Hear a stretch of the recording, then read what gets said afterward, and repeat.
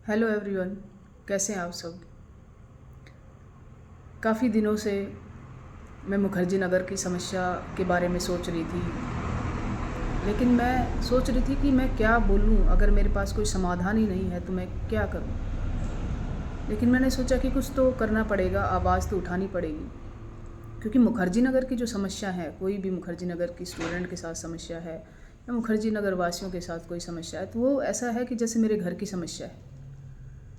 क्योंकि मुखर्जी नगर मेरे लिए घर है। जो अपनापन, जो भावनाएं, जो लगाव मुखर्जी नगर से फील होता है, इतने साल रहने के बावजूद शायद वो अपने जन्म स्थान से भी नहीं है।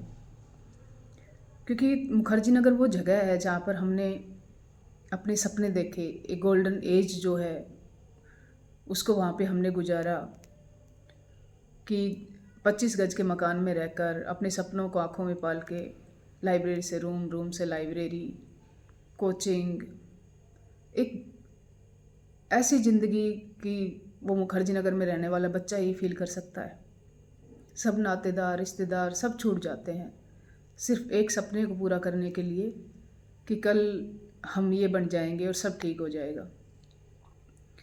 लेकिन यहाँ आने वाला जो स्टूडेंट है उसको ये नहीं पता है कि यहाँ पर आके वो एक ऐसे दलदल में फंस जाते हैं जिससे निकलने का कोई रास्ता नहीं है।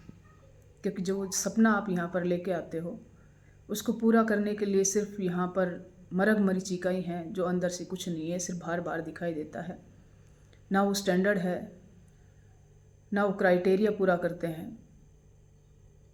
और आप अपना पैसा, अपना समय, अपने एक गोल्डन एज जो है वहाँ पर गुजार चुके होते हैं, उसके बाद वापस लौटने के, क्योंकि हमारी सोसाइटी इस तरीके से बनी हुई है कि बच्चे ने अगर नौकरी की तैयारी की शुरुआत करी तो वो या तो लग के आएगा या फिर वो फेलियर है लाइफ में।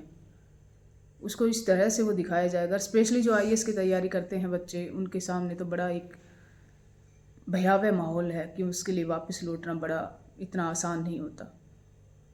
लोग या तो उसको सलाम करेंगे बढ़ने के बाद, या उसको रिजेक्ट करेंगे सोसाइटी से कि क्या कर लिया।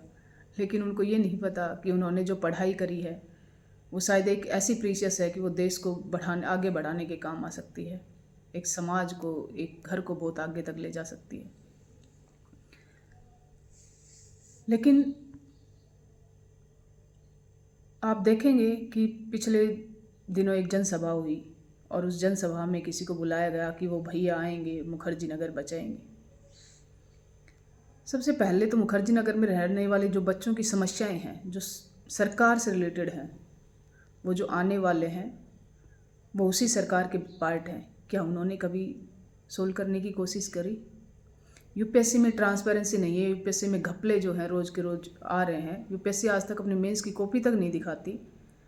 प्री के आंसर की सब कुछ पूरा होने के बाद, पूरा प्रोसेस पूरा होने के बाद देती है। इंटरव्यू की लाइन स्ट्रीमिंग नहीं होती।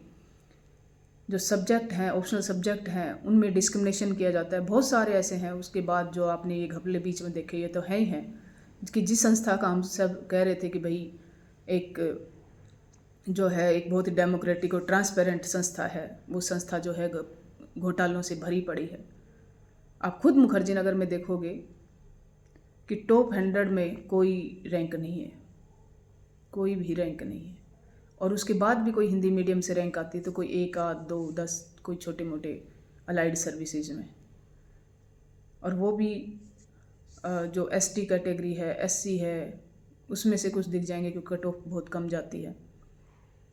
जो अलग 2 कैटेगरी हैं, जनरल है या ओबीसी है, उनमें से बहुत कम कोई एक आध का जो है वो मिलेगा। सामान्य, मैं हिंदी मीडियम से बोल रही हूँ, और हिंदी मीडियम में भी सामान्य परिवार से आने वाले बच्चे।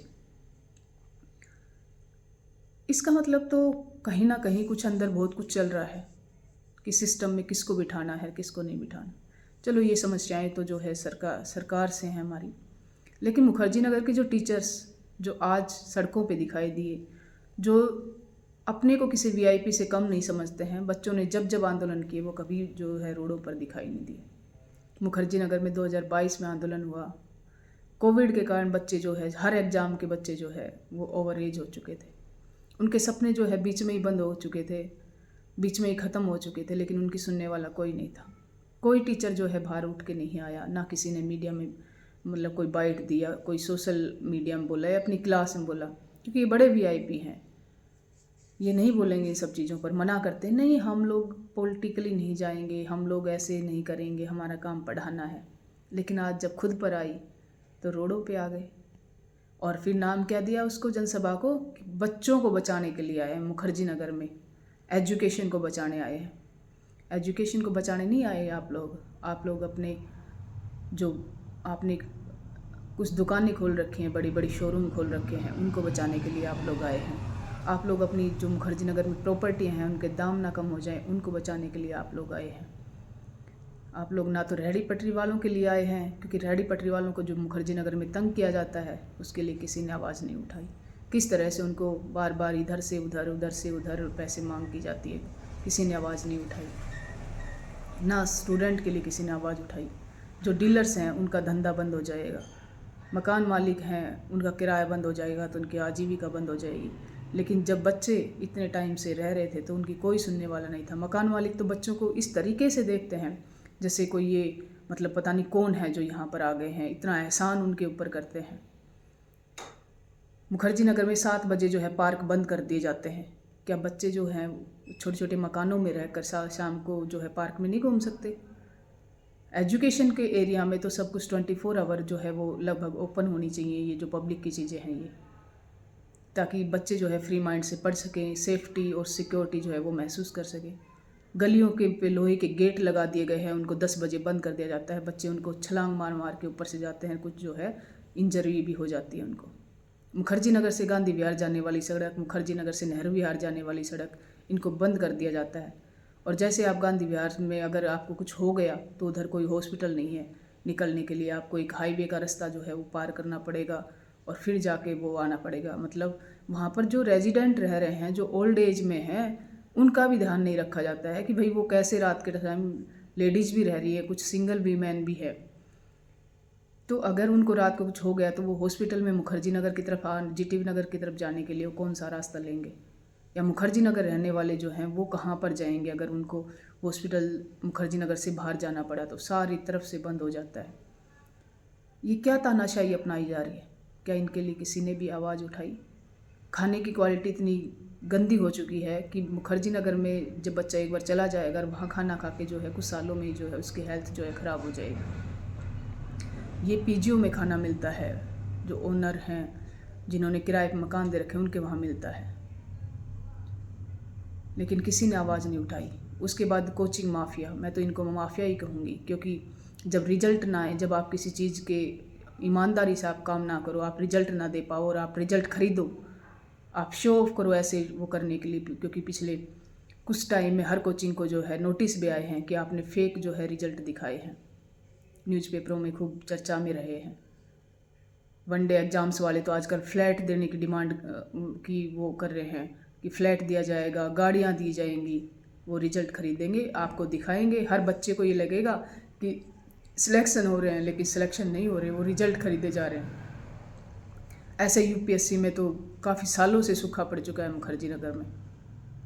और उसके बाद फ़ीस, इतनी ज़्यादा फ़ीस बढ़ाई जा रही है कि आम बच्चा जो है इनकी फ़ीस भी नहीं दे सकता है, चाहे वो एसएससी वाले टीचर्स हों, चाहे वो जो है यूपीएससी वाले हों। एसएससी की जो परचेजिंग कैपेसिटी होती है बच्चों की, वो उसके अकॉर्डिंग होती है। जो पहले 10-12 हज़ार में सारी कोचिंग हो जाती थी, वो अलग अलग सब्जेक्ट के अब 10,000-12,000 फ़ीस कर दी गई और उसमें कम नहीं किया जाएगा। आप अगर थोड़ा बहुत भी लेट फ़ीस अगर करते हो तो उसके ब्याज के साथ आपको देनी पड़ेगी, एक्स्ट्रा पैसे देने पड़ेंगे आपको।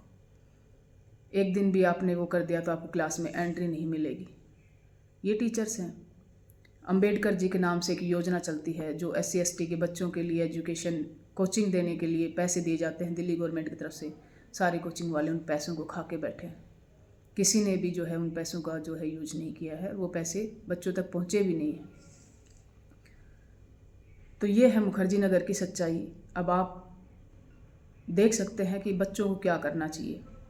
जब तक अपने अधिकारों के लिए आवाज़ नहीं उठाओगे तब तक कुछ नहीं होगा। इसलिए मेरी स्टूडेंट से ये रिक्वेस्ट है कि वो खुद आएँ बाहर, अपने घरों से, अपने रूम से, अपने फ्लैट से, अपने पीजी से, और जो जायज़ जो डिमांड है कि ना कोचिंग को नुकसान हो, ना मुखर्जी नगर में रहने वालों को नुकसान हो, ना स्टूडेंट को नुकसान हो, तीनों का एक भला हो, ऐसी जो डिमांड है वो उठाई जाए, ताकि एजुकेशन को भी वहाँ से किया जा सके।